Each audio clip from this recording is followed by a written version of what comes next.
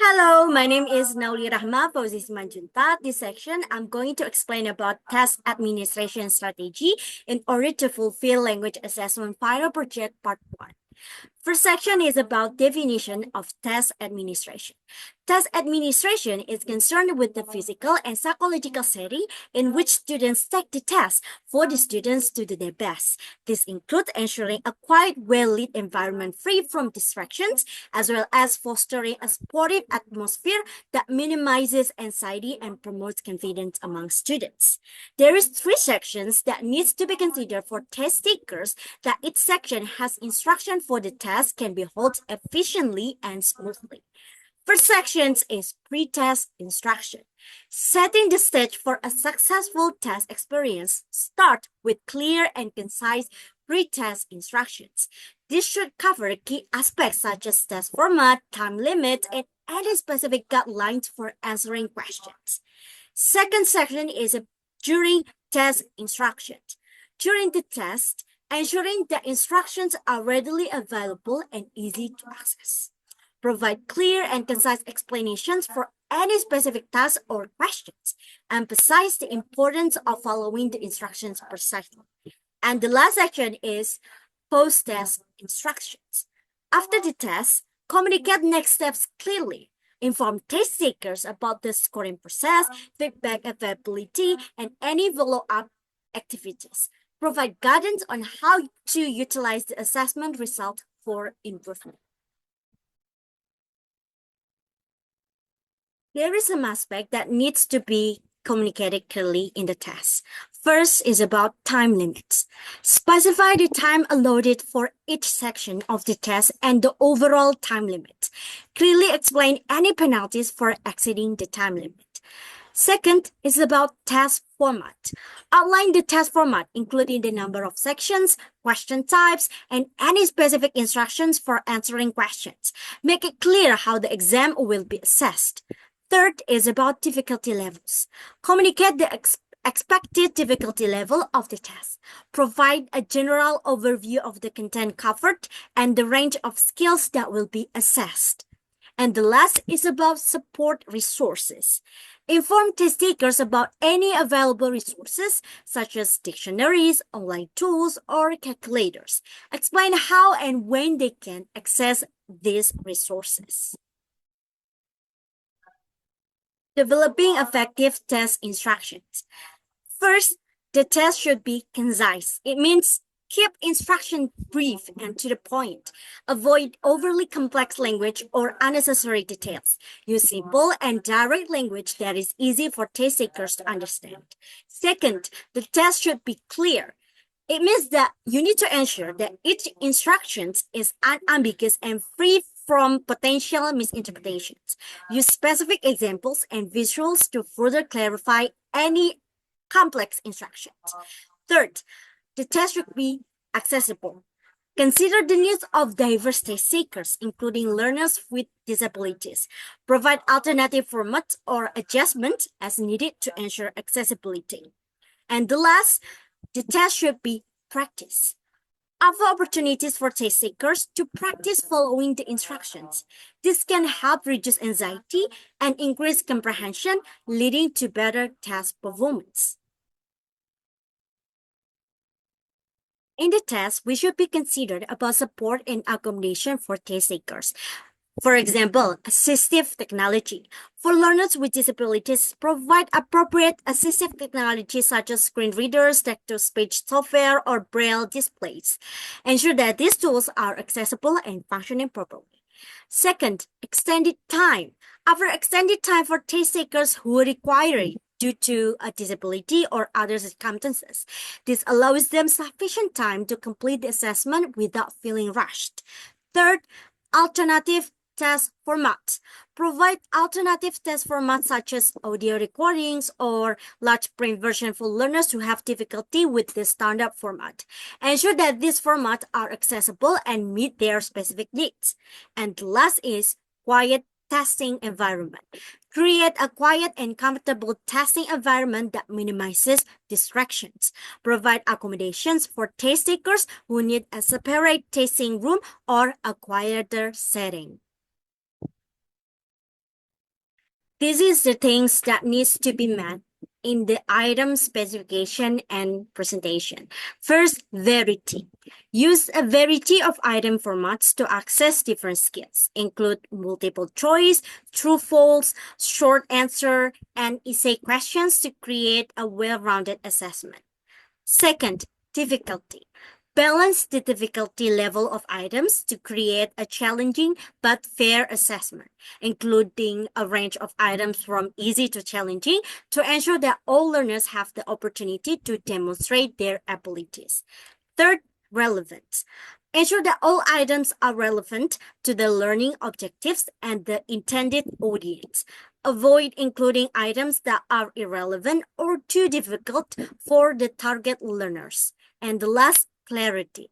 Make sure that all items are clearly written and easy to understand. Avoid using jargon or complex language that may confuse test takers.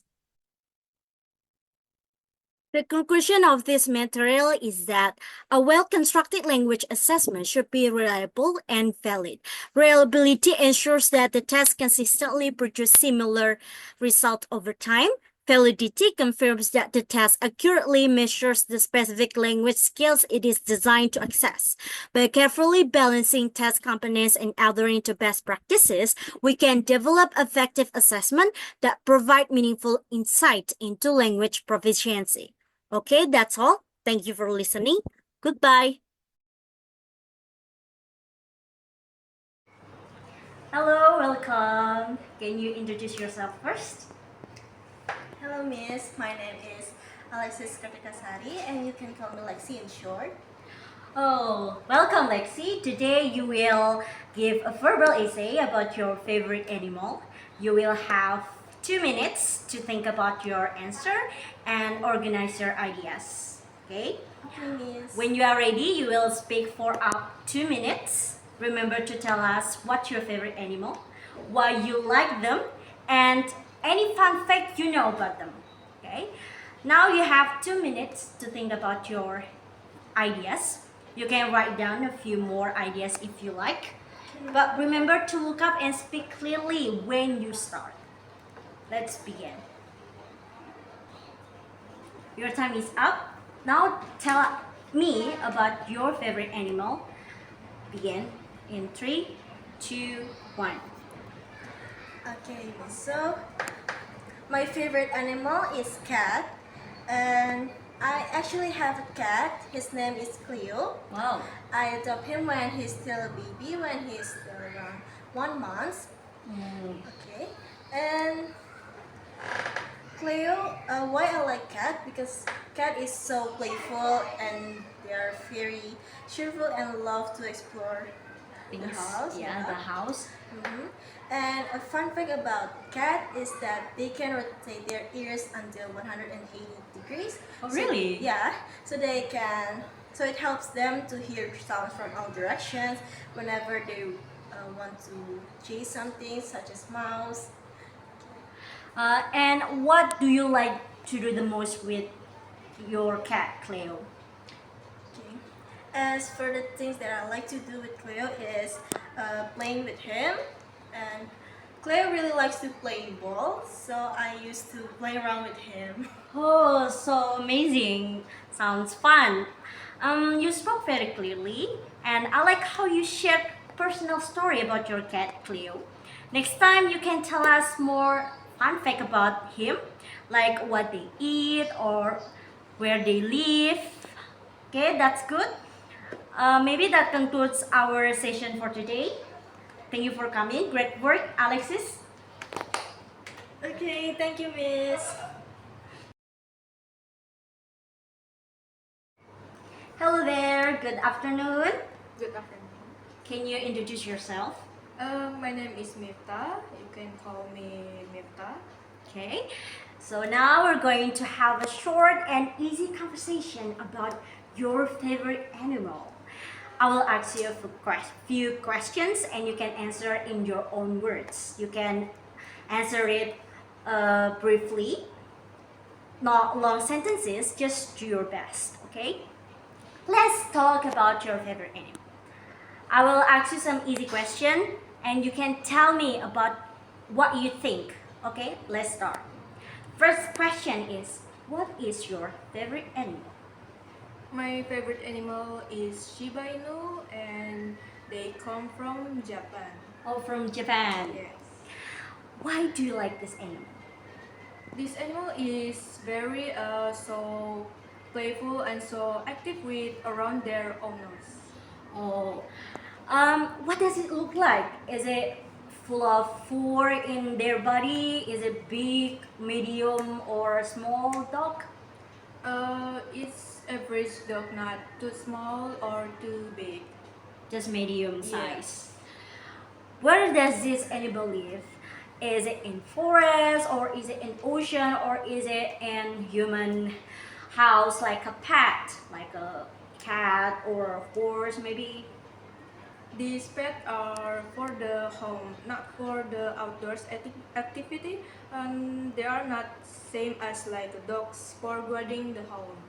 Oh, so it's just you can just pet them, feed Yes. them, pamper them. Okay. So what does this animal eat? They eat high quality food such as made from beef and low calories. So this dog is carnivore, not herbivore. Yes. Only eat meat. Yes. Okay, can you tell me about one fun fact about this animal? Yes, this dog is very famous in all countries, even outside from Japan. And I also really want to take them with me. Oh, good, very good. So you responded promptly, maintaining a smooth flow throughout the conversation, although there is a long pause in some question with your answer. Responses were very clear, very logical, and very easy to understand. The grammatical is also very good with minor errors, and you use basic vocabulary effectively. I suggest you to slow down and focus on your articulation rather than fast response. You can practice your complex sentence structures. You expand your vocabulary through reading and listening. Okay, that's all. That concludes our session for today. Thanks for coming. Great work, Miftah. Thank you very much. Thank you very much. You're welcome.